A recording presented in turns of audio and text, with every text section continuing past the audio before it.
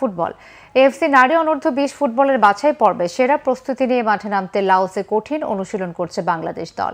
স্বাগতিক লাওসের বিপক্ষে জয় দিয়ে এইচ গ্রুপের বাছাই শুরু করতে আত্মবিশ্বাসী আফিদা খন্দকাররা।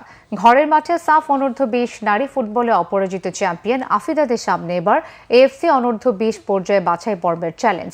আগামী 6 থেকে 10 আগস্ট 8 গ্রুপের বাছাই পর্বে লড়বে 33টি দেশ। এইচ গ্রুপে খেলবে বাংলাদেশ। এই গ্রুপের ম্যাচগুলো হবে লাওসে। ঢাকা থেকে শনিবার দুপুরে থাইল্যান্ড হয়ে লাওসে পৌঁছায় বাংলাদেশ দল। রাতে বিশ্রাম নিয়ে রবিবার সকালে দল নিয়ে অনুশীলনে নেমে পড়েন কোচ পিটার বাটলার। বাছাই পর্বে 6 আগস্ট স্বাগতিক লাওস, 8 আগস্ট অপেক্ষাকৃত দুর্বল তিমুর লিস্তে এবং 10 আগস্ট শক্তিশালী দক্ষিণ কোরিয়ার বিপক্ষে খেলবে বাংলাদেশ। প্রথম দিনের অনুশীলন নিয়ে সন্তুষ্ট অধিনায়ক আফিদা জানান, নতুন পরিবেশের সঙ্গে খাপ খাইয়ে নিতে সমস্যা হবে না। টার্গেট তাদের ম্যাচ জেতা এবং প্রথম লক্ষ্য লাওস। 8 গ্রুপের চ্যাম্পিয়ন ও সেরা 3 রানার্স আপ দল আগামী বছর থাইল্যান্ডে অনুষ্ঠেয় মূল পর্বে খেলার সুযোগ পাবে। এএফসি নারী অনূর্ধ্ব 16 ফুটবলে বাংলাদেশ দুবার মূল পর্বে খেললেও অনূর্ধ্ব 20 পর্যায়ে বাছাই পর্বে আটকে আছে।